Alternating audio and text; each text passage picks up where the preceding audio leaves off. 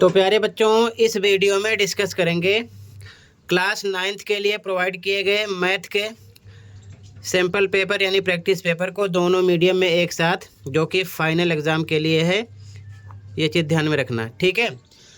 अच्छे से देख लो, प्रैक्टिस हो जाएगी, काफ़ी क्वेश्चन मिल सकते हैं।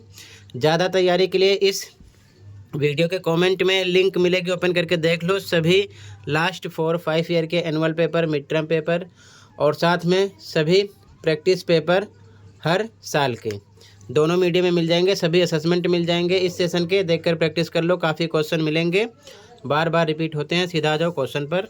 तो सेक्शन ए का फर्स्ट क्वेश्चन है, ध्यान से देखो। The coefficient of y in the linear equation, ये लीनियर इक्वेशन है, 5 ब्रैकेट में 2y-4 plus 3x - 4y - 7 = 0 is, ठीक है। यानी कि हमको कोफिशिएंट का मतलब इस रैखिक समीकरण का क्या निकालना है, गुणांक, ठीक है। तो ध्यान से देखो, पहले करना पड़ेगा सॉल्व। ऐसा क्वेश्चन 1 नंबर में हर बार आता है, ठीक है। ध्यान से देखो, आंसर नंबर 1 इक्वेशन है 5 2y - 4 प्लस 3x - 4y - 7 = 0, ठीक है। y का कोफिशिएंट बताना है।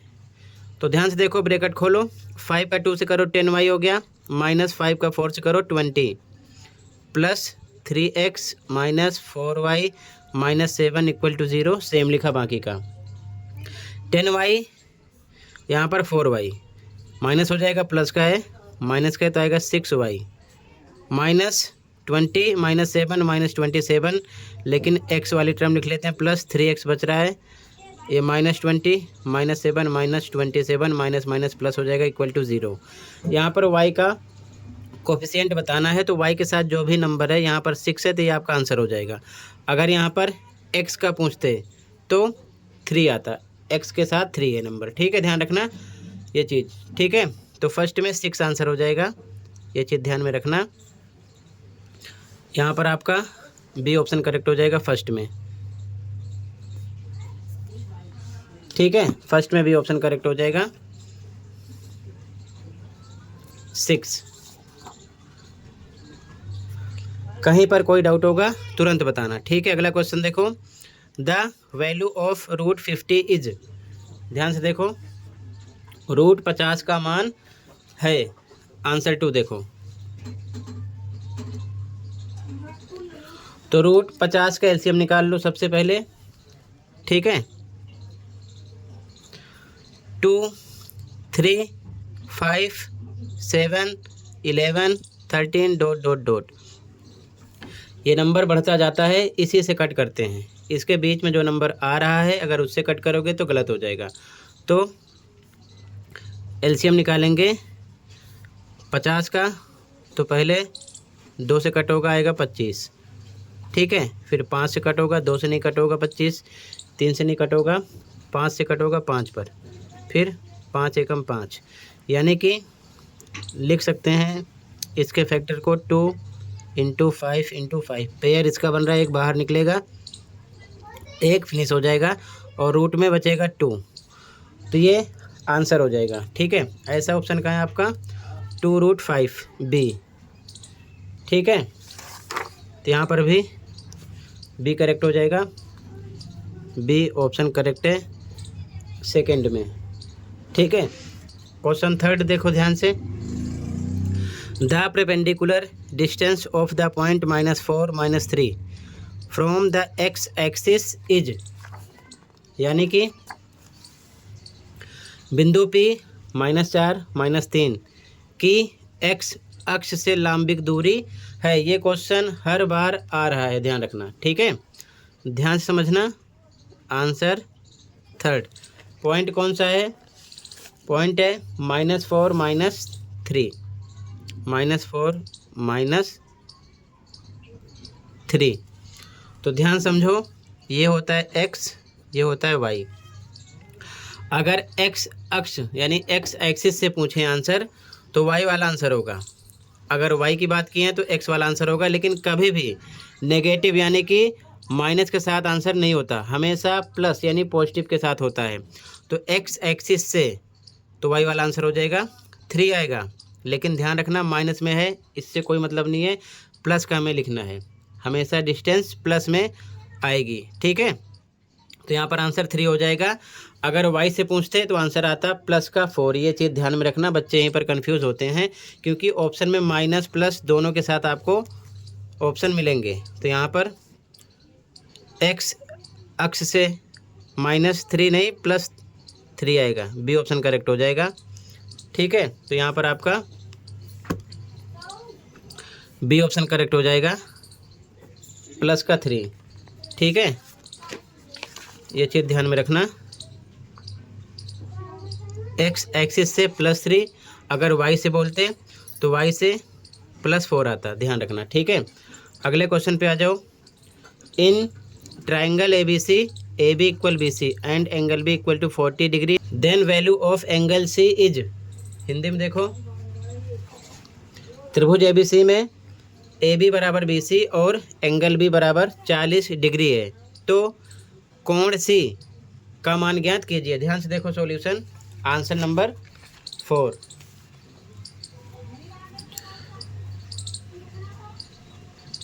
आंसर 4, एक ट्रायंगल बना लेते हैं ABC, ठीक है। इसमें क्या दे रखे हैं, ध्यान से देखो, AB = BC है, AB ये साइड BC इसके इक्वल है, ठीक है। और क्या दे रखे हैं, एंगल भी आपका 40 डिग्री है, ये वाला एंगल है 40, ठीक है। तो बराबर भुजा का जो सम्मुख कोण होता है इक्वल होता है, तो ये दोनों इक्वल होंगे, A = C, क्योंकि ये साइड इक्वल है, तो सम्मुख कोण अपोजिट एंगल ये A एंड C इक्वल होंगे, ठीक है। तो अगर हम इसको लेट करते हैं x, तो ये भी होगा x, क्योंकि इक्वल होता है बराबर भुजा के सम्मुख कोण, ठीक है। अब ध्यान से देखो, according to question triangle property लगाओगे तो त्रिभुज के तीनों कोणों का योग कितना होता है, 180। तो यहाँ पर लिखेंगे 40 + x + x = 180 डिग्री के, तो ये हो जाएगा 40 + x x 2x = 180 डिग्री के।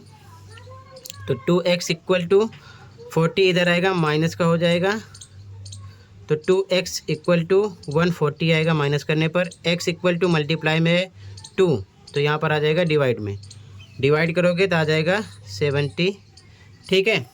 तो यहाँ पर क्या पूछा गया क्वेश्चन में, एंगल C का मान बताइए, तो एंगल C 70 आएगा। अगर एंगल A पूछते तब भी 70 ही आता, क्योंकि बराबर भुजा के सम्मुख कोण बराबर होते हैं। तो यहाँ पर आपका ऑप्शन नंबर B करेक्ट हो जाएगा, ठीक है, आंसर नंबर 4 में।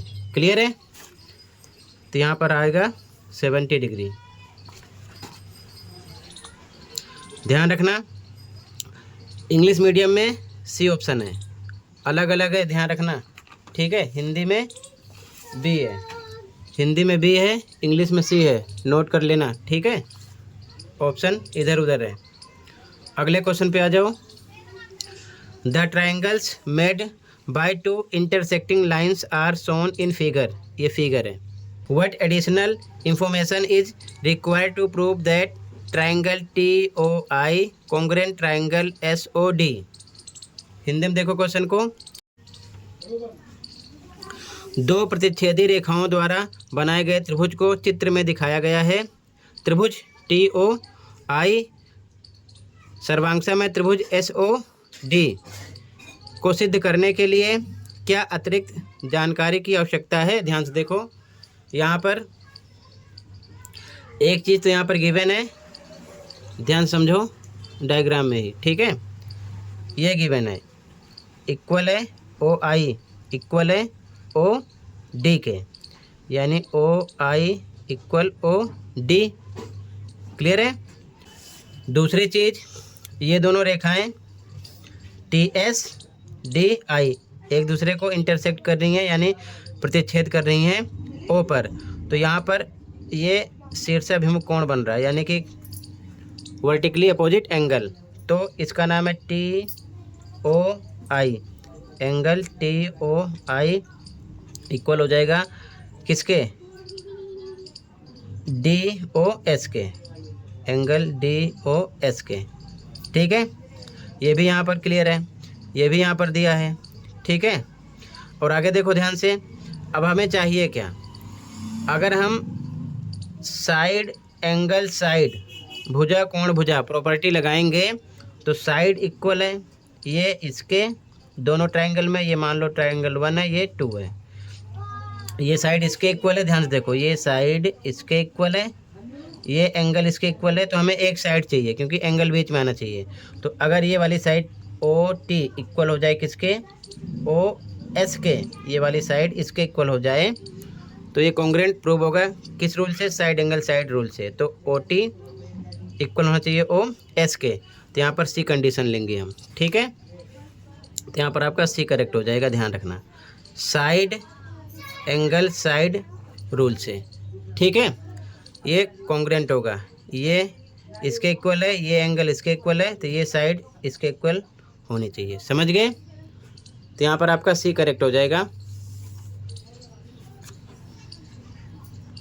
TO इसी को OT बोल सकते हो इक्वल OS। ठीक है, ये वाली साइड इस साइड के इक्वल होनी चाहिए क्योंकि ये साइड इसके इक्वल गिवन है, ये एंगल इसके इक्वल होगा, वर्टिकली अपोजिट एंगल है, तो ये साइड इसके इक्वल होगी। तो साइड एंगल साइड प्रॉपर्टी से दोनों ट्रायंगल 1 2 कॉन्ग्रुएंट हो जाएंगे, तो C करेक्ट हो जाएगा। ठीक है, तो यहाँ पर आंसर नंबर 4 में आपका C ऑप्शन करेक्ट है, सॉरी 5 है, C करेक्ट है। ठीक है, आगे देखो ध्यान से, कहीं पर कोई डाउट होगा बताना। अगला क्वेश्चन है, अगला question 6, A terminated line can be produced indefinitely is Euclid's. Hindi में देखो क्वेश्चन को, क्वेश्चन नंबर 6 हिंदी में क्वेश्चन है, एक शांत रेखा अनिश्चित रूप से बढ़ाई जा सकती है, यूक्लिड की अभिधारणा है। तो कौन सी अभिधारणा है, तो यहाँ पर अभिधारणा 2। ठीक है, बी ऑप्शन करेक्ट हो जाएगा क्वेश्चन नंबर 6 में। ठीक है, पोस्टुलेट 2। ठीक है, 6 में यहाँ पर करेक्ट हो जाएगा, ऐसे लिखते चलना। Answer number 6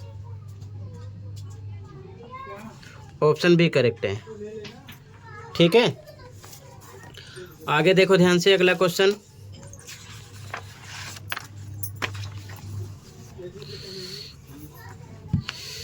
the curve surface area of a hemisphere is.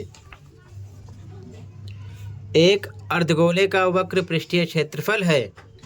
तो सबसे पहले आपको एक फॉर्मूला तो पेपर में मिलेगा, तो सभी फॉर्मूले याद कर लेने हैं, 1 2 नंबर में आपको फॉर्मूले जरूर मिलेंगे। ठीक है, ये चीज़ ध्यान में रखना। तो अर्धगोले का वक्र पृष्ठीय क्षेत्रफल होता है 2πr²। ठीक है, बी ऑप्शन करेक्ट हो जाएगा, यहाँ पर आपका 2πr²। ठीक है, सभी फॉर्मूले अच्छे से पढ़ लेना ताकि ज़्यादा दिक्कत ना हो, पेपर में क्वेश्चन भी आप फॉर्मूले से ही कर पाओगे। ठीक है, ये चीज़ ध्यान में रखना। तो आंसर नंबर 7 में आपका बी ऑप्शन करेक्ट है। ठीक है, बी ऑप्शन करेक्ट है।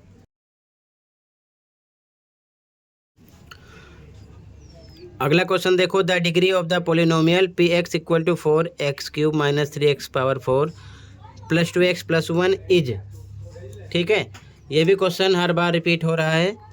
बहुपद px बराबर 4x³ - 3x⁴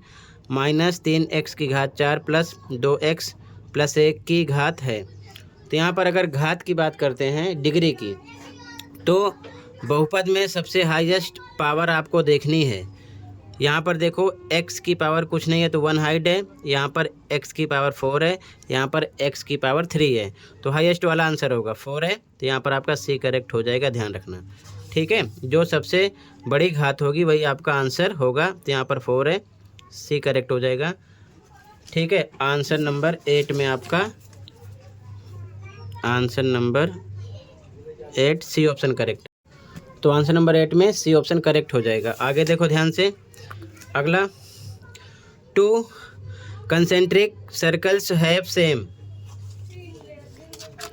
2 सेकेंद्रीय वृत्तों में से समान होते हैं, क्या होते हैं? 2 सेकेंद्रीय वृत्तों में से समान होते हैं। सेकेंद्रीय वृत्त किसे कहते हैं? मान लो ये सेंटर है, यहाँ से एक वृत्त यानी सर्कल खींचा गया, इसी सेंटर से दूसरा भी खींचा गया, ठीक है। तो यहाँ पर क्या समान हो रही है? ये इसका सेंटर जो है केंद्रीय ही समान हो रहा है, क्योंकि इसी से दोनों सर्कल ड्रॉ किए जा रहे हैं। तो यहाँ पर भी करेक्ट हो जाएगा केंद्र, ठीक है। ये चीज़ ध्यान में रखना, यहाँ पर आ जाएगा बी सेंटर, ठीक है, क्वेश्चन नंबर 9 में, ठीक है। तो यहाँ पर आपका क्वेश्चन नंबर 9,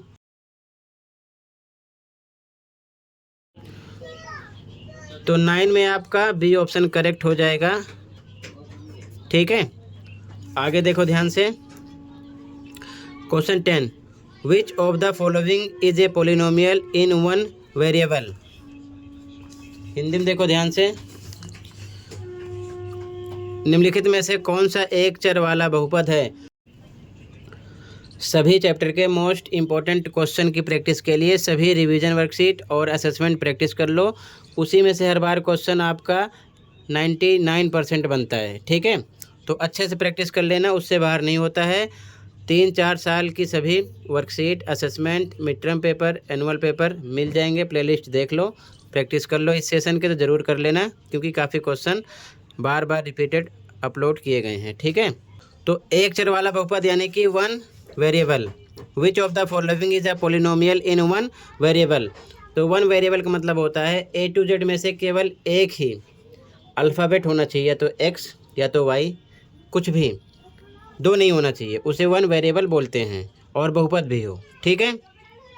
तो यहाँ पर देखो ए ऑप्शन में XY 2 हो गया, तो ये नहीं है, बाकी बहुपद है, लेकिन एक चर वाला वन वेरिएबल नहीं है। यहाँ पर देखो XY हो गया, इसलिए ये भी नहीं है, 2 चर वाला है, और ये बहुपद नहीं है क्योंकि बटे में Y है, ठीक है। तो ऊपर जाने पर माइनस में पावर इसकी हो जाएगी, ये नहीं है, ये है क्योंकि इसमें केवल X है, ठीक है ना, डिग्री इसकी 1 है, तो बी इसीलिए यहाँ पर करेक्ट हुआ है, ठीक है। ऑप्शन नंबर बी करेक्ट हो जाएगा क्वेश्चन नंबर 10 में। बाकी आप असेसमेंट और रिवीजन वर्कशीट जरूर देख लेना इस चैप्टर की, अच्छे से पूरा कॉन्सेप्ट क्लियर हो जाएगा, ओके। अगले क्वेश्चन पे आ जाओ। 96 डिग्री का प्रतिवर्ती कोण है, the reflex angle of 96 degree is.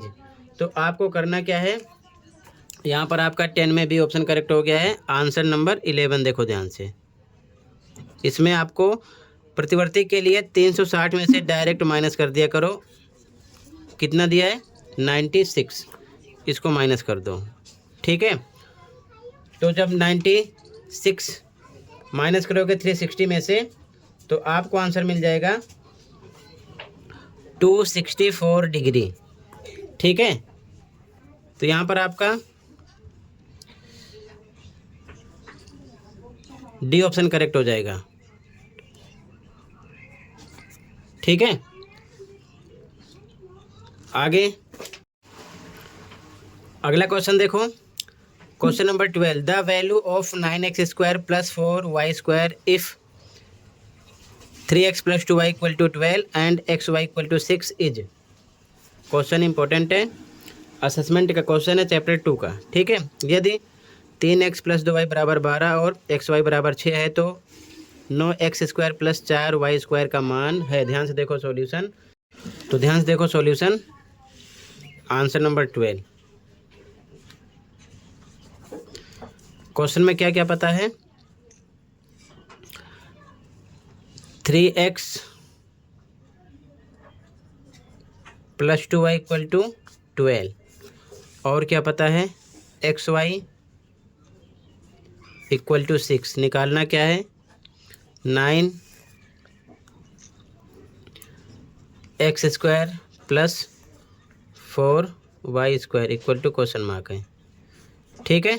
अब ध्यान से देखो, तो हम यहाँ पर इसका स्क्वायर करेंगे, बोथ साइड स्क्वायर कर रहे हैं, ठीक है। तो इधर भी होल स्क्वायर कर दिया, इधर भी कर दिया। यहाँ पर हम लगाएंगे a + b का होल स्क्वायर, जो कि होता है a² + b² + 2ab, ठीक है।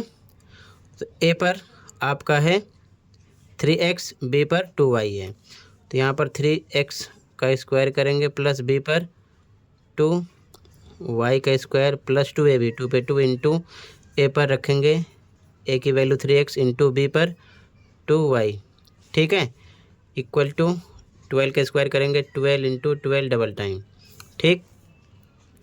ये हो जाएगा 9x स्क्वायर, स्क्वायर करने पर 2 2 जा 4y स्क्वायर प्लस 2 3 जा 6, 2 जा 12xy इक्वल टू 12 को 12 करो 144, ठीक है।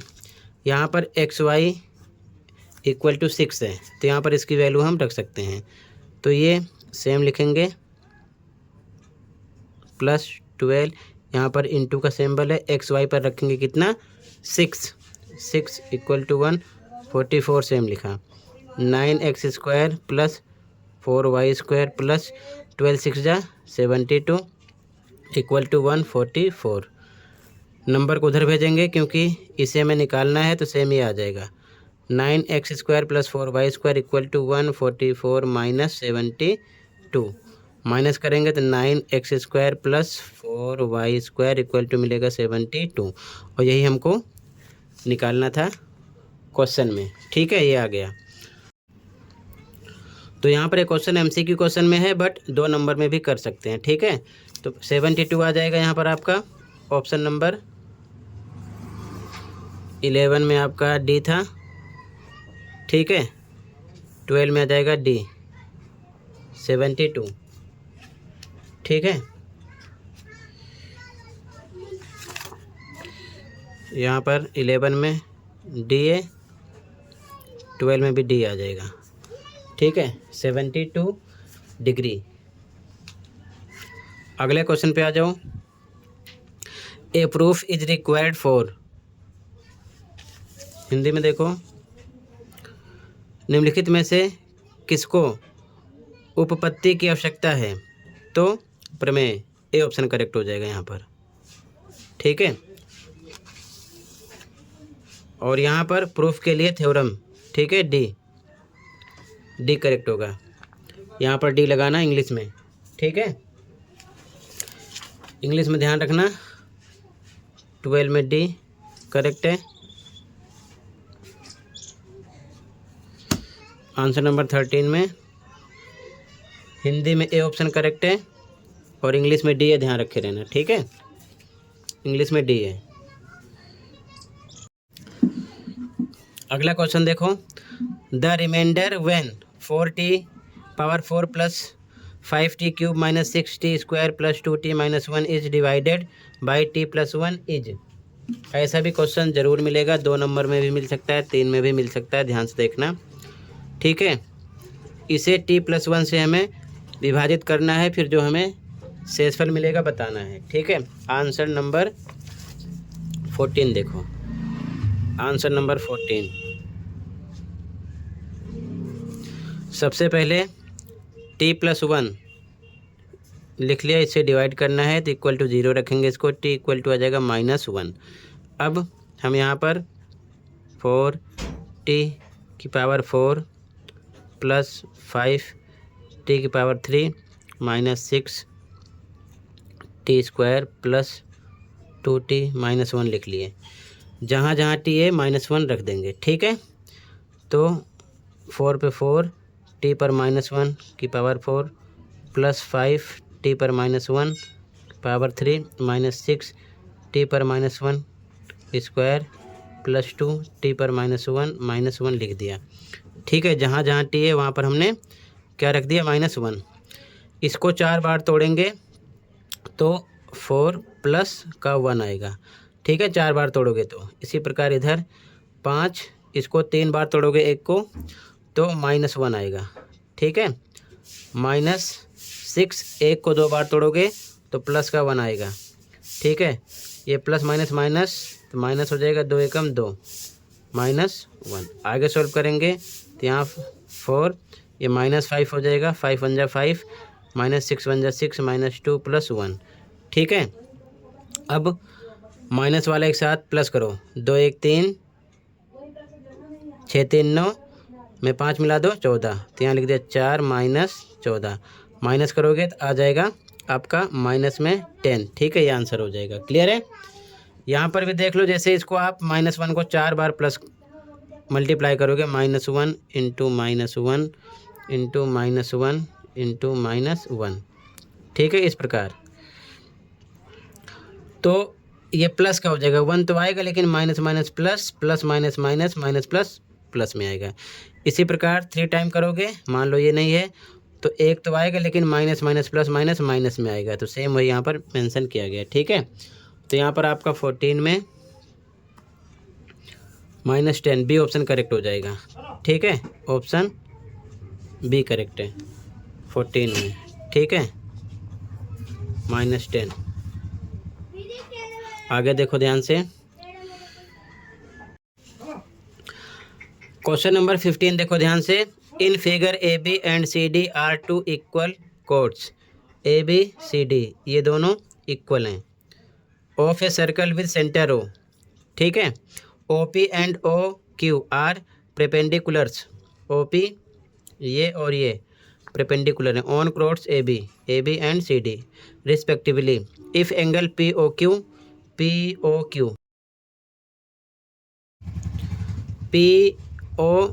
क्यू ये वाला कितना है 140, then angle A P Q ये वाला प्लस सी क्यू पी ये वाला इज इक्वल टू किसके बराबर होगा बताना है। ठीक है, हिंदी में भी देख लो ध्यान से। आकृति ए बी और सी डी केंद्र ओ वाले एक वृत्त की 2 बराबर जीवाएं हैं। ये ए बी सी डी 2 बराबर जीवाएं हैं। ओ पी और ओ क्यू ये क्रमशः जीवाओं ए बी सी डी पर क्या है, लंब है ये। ठीक है, यदि पी ओ क्यू ये 140 है तो A P Q plus C Q P, A P Q ये वाला और सी क्यू पी ये वाला हमको बताना है। ध्यान से देखो, क्योंकि लिखूंगा नहीं, इसी डायग्राम से समझा दूंगा। ध्यान से देखो। ठीक है, ए बी सी डी जो जीवा है ये बराबर है, यानी ये कोड इक्वल है। ठीक है, तो इस पर जो लंब पड़ रहा है ये ओ पी और ओ क्यू ये भी इक्वल होगा, ये चीज़ ध्यान में रखना।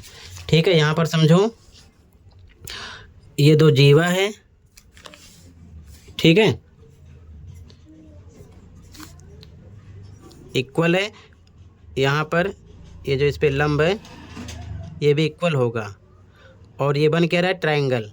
ठीक है, और इसकी वैल्यू कितनी है, 140 है। अगर ये इस पर परपेंडिकुलर है, लंब है, तो 90 डिग्री इधर भी होगा, 90 डिग्री इधर भी होगा। सेम इधर 90 ये होगा और 90 ये होगा। ठीक है, तो हमसे ये इतना पूछा गया है। ठीक है, तो सबसे पहले समझे ट्रायंगल है तो त्रिभुज के तीनों कोणों का योग होता है 180। ये 140 है और ये बराबर भुजा है, तो इसके जो अपोजिट एंगल होंगे यानी सम्मुख कोण ये बराबर होंगे। ठीक है, तो 140 ये है, तो अगर ये x होगा तो ये भी x होगा इस प्रकार से।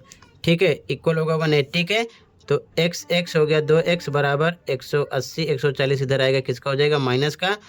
तो 2x बराबर कितना है घटाने पर 40, तो x बराबर आएगा 40/2 यानी कि आएगा 20। तो कहने का मतलब 20 ये भी है, 20 ये भी है, तीनों को मिला लो 140, 20 160, 20 180 हो गया।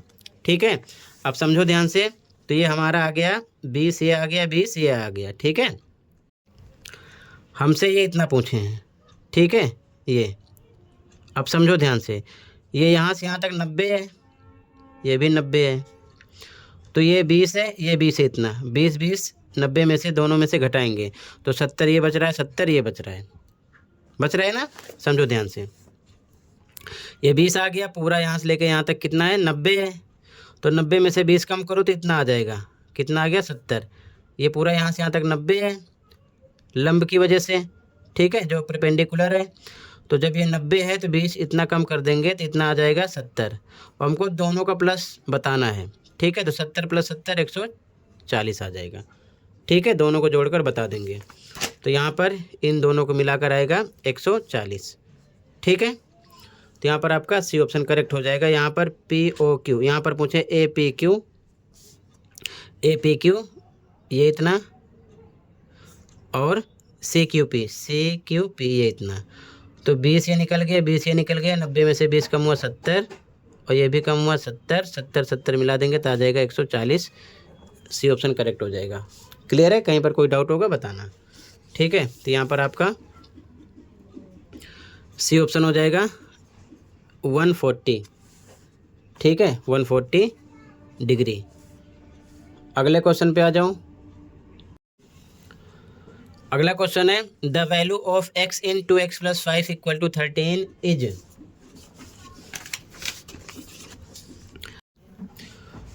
दो एक्स प्लस 5 बराबर 13 में x का मान है।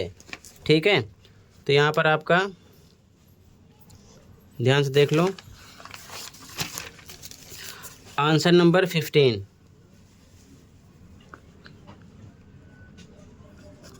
सी करेक्ट है, सी ऑप्शन। आंसर नंबर 16 देखो, 2x + 5 = 13, 2x + 5 = 13।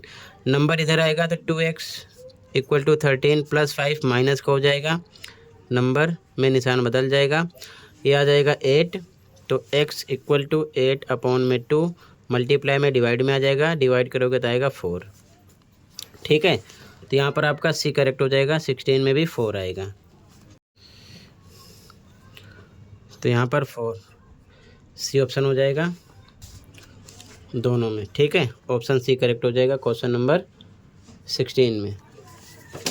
अगला क्वेश्चन नंबर 17, दो चरों वाले रैखिक समीकरण का ग्राफ दर्शाता है। The graph of a linear equation in 2 variables represents, तो स्ट्रेट लाइन। ठीक है, बी करेक्ट हो जाएगा। यहाँ पर आपका एक रेखा। ठीक है, 17 में बी करेक्ट है।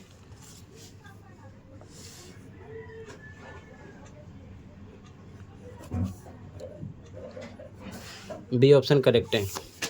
क्वेश्चन नंबर 18, एक समबाहु त्रिभुज का क्षेत्रफल जिसकी ऊंचाई a इकाई है निकालना है।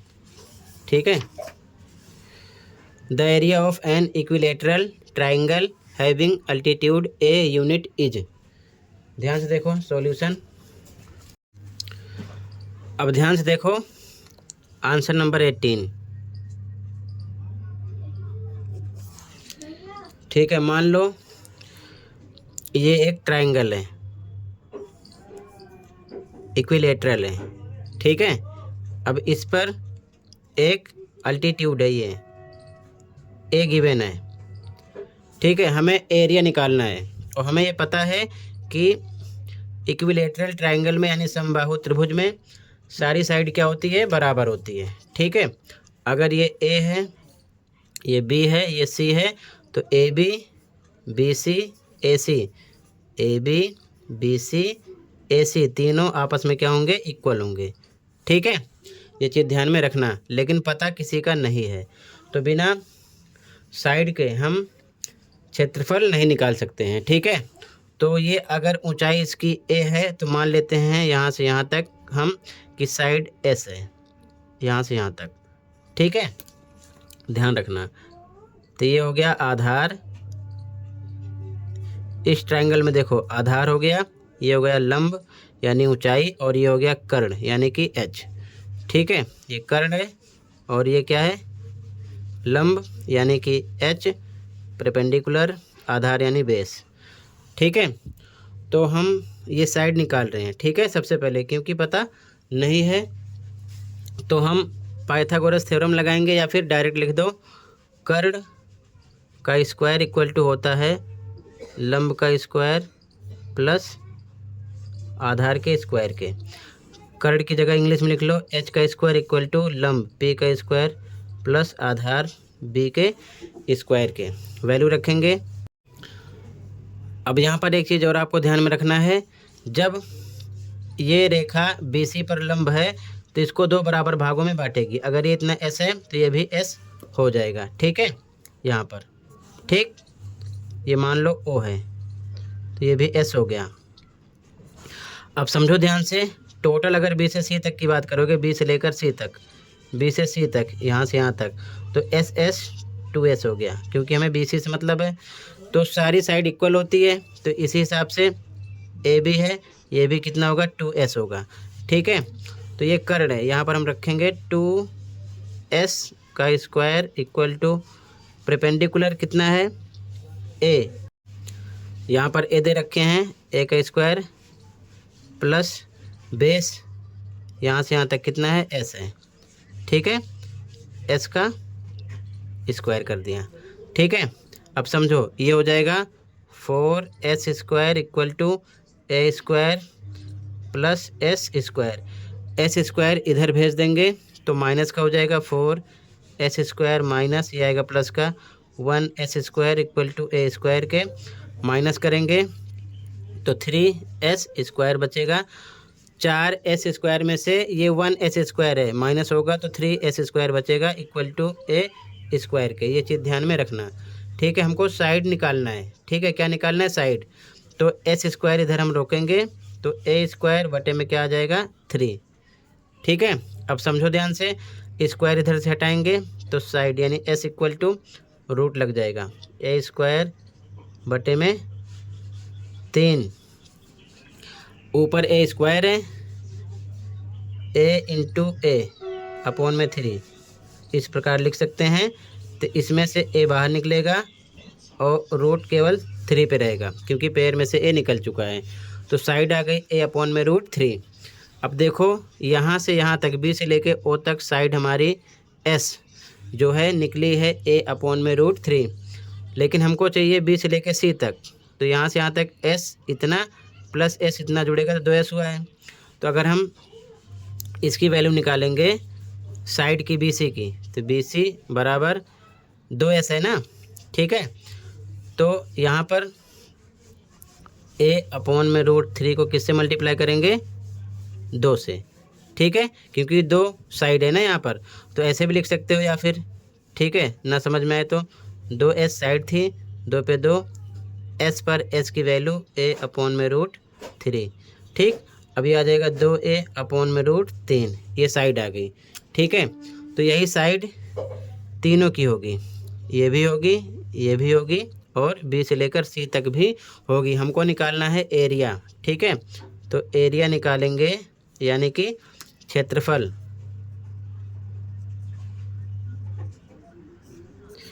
तो डायरेक्ट फॉर्मूला भी यूज कर सकते हो। ठीक है, समबाहु त्रिभुज का जो कि होता है रूट में 3 बटे में 4 ए स्क्वायर, ए यहाँ पर साइड है। ठीक है, तो रूट 3 बटे में 4 ए स्क्वायर, ए आपका क्या निकला, साइड कितनी निकली है बी सी 2a अपॉन में रूट 3, डबल टाइम रखना है 2a अपॉन में रूट 3 इंटू 2a अपॉन में रूट 3। रूट 3 से रूट 3 कट गया, 2 2 जा 2 1 जा कट गया, यानी ऊपर बच रहा है ए स्क्वायर अपॉन में रूट 3। ठीक है, तो ए स्क्वायर अपॉन में रूट 3 ये बच रहा है।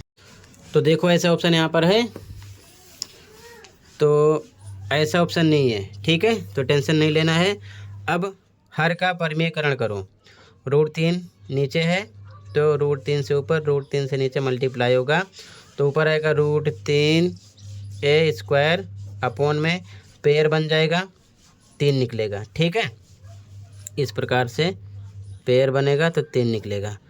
तो इस प्रकार से ये आएगा आंसर। अब ऐसा ऑप्शन आपका रूट 3 अपॉन में 3 ए स्क्वायर सी है। ठीक है,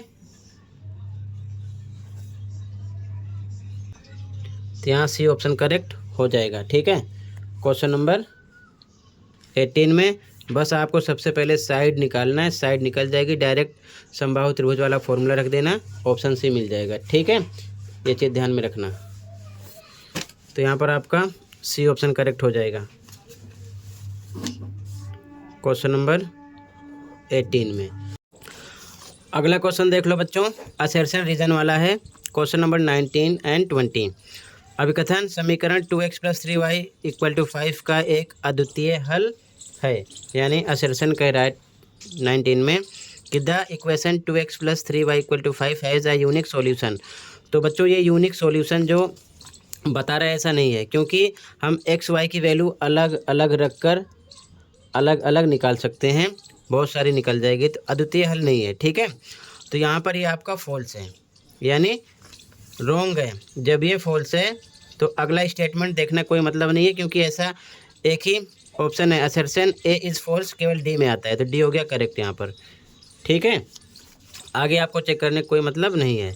अगले क्वेश्चन पे आ जाओ। प्रत्येक धनात्मक पूर्णांक का वर्गमूल अपरिमेय नहीं होता, बिल्कुल सही जवाब। ठीक है, यहाँ पर assertion the square root of every positive integer is not irrational, बिल्कुल सही है ये। ठीक है, और रीज़न कह रहा है कि 4 का वर्गमूल 2 है, जो एक परिमेय संख्या है। The square root of 4 is 2 are rational number, बिल्कुल सही। 4 का आप स्क्वायर रूट निकालोगे तो 2 आता है, 2 का है, और 2 एक रेशनल नंबर है। और ये जो बात बता रहे हैं रीजन, असर्शन में भी यही बात हो रही है।